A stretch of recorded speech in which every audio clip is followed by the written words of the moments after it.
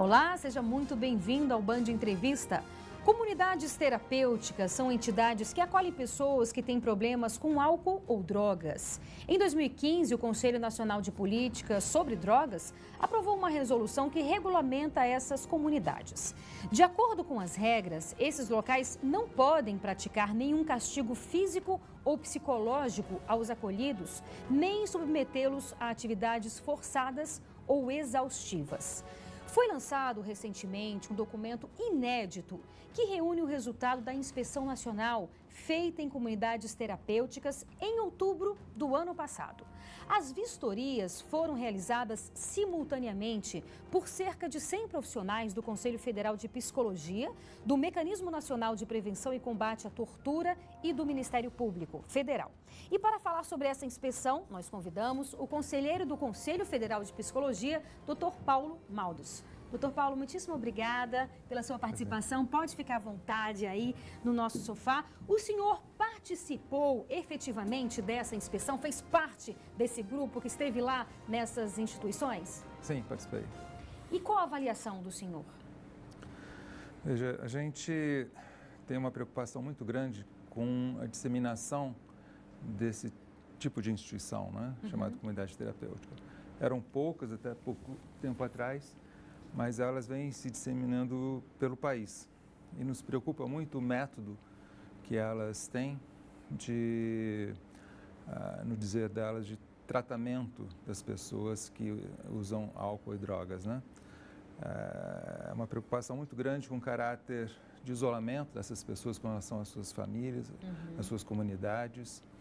E toda a metodologia que é utilizada, importante dizer assim, de forma muito homogênea pelo conjunto dessas comunidades terapêuticas em todo o país.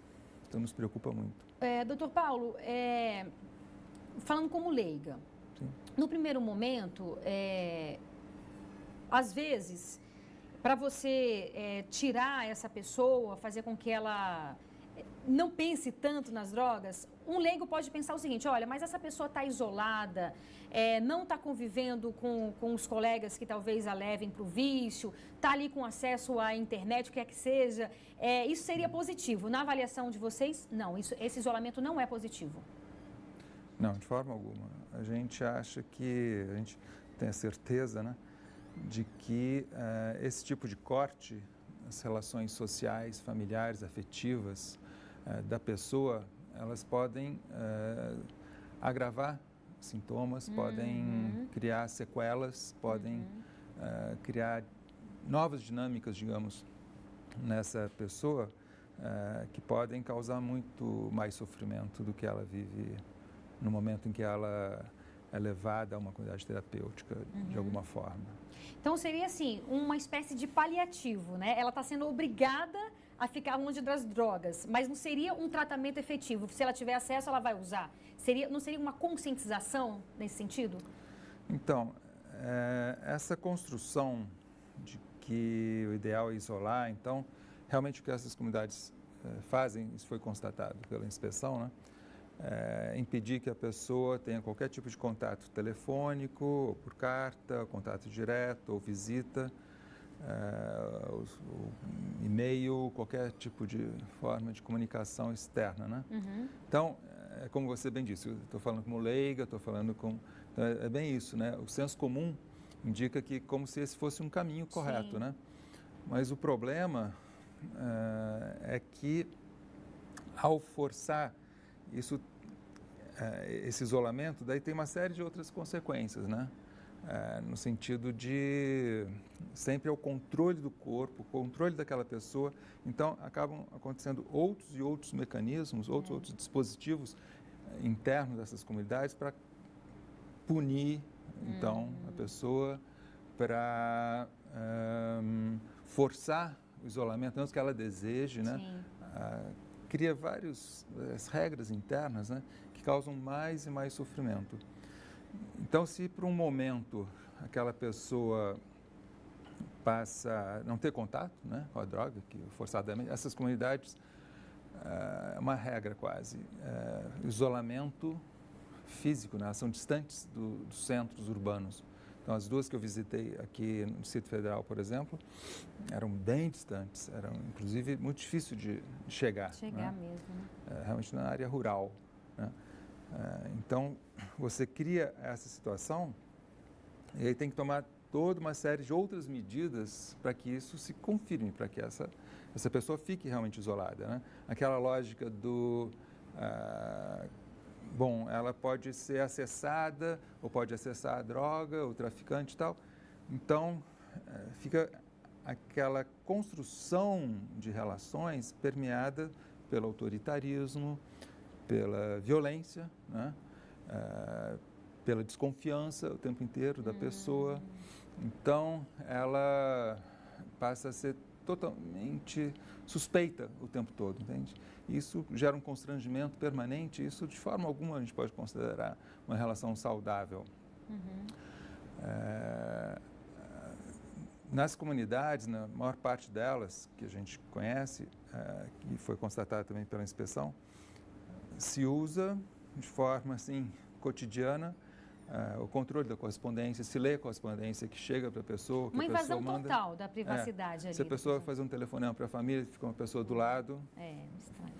Tipo, então, é baseada na desconfiança Entendi. permanente e na suspeita de que essa pessoa é uma criminosa, uma pessoa que vai cometer um ato ilícito a qualquer momento. Então, se cria uma série de dispositivos em que, de forma alguma, vai no sentido de se criar relações saudáveis, dessa pessoa reconstruir a sua autonomia, sua autoestima, construir um novo projeto de vida inserido na família, inserido na comunidade. Pelo contrário, isola, isola, isola. Eu cheguei a ouvir a expressão, numa comunidade que eu visitei, que as relações afetivas podem ser prejudiciais. Nossa, desde quando uma relação afetiva pode ser prejudicial? Desde quando o amor é prejudicial. Né?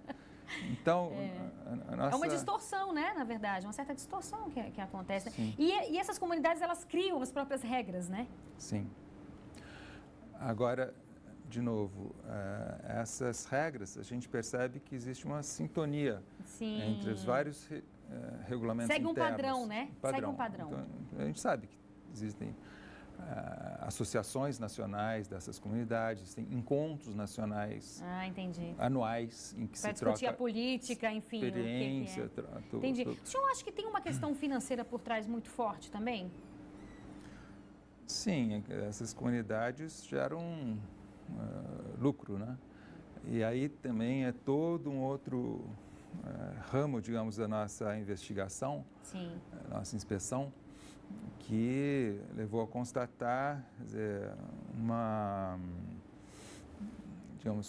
um empenho em baratear custos, né? Utilizando o trabalho dos próprios internos. Então, a título de laborterapia, as pessoas internas, né?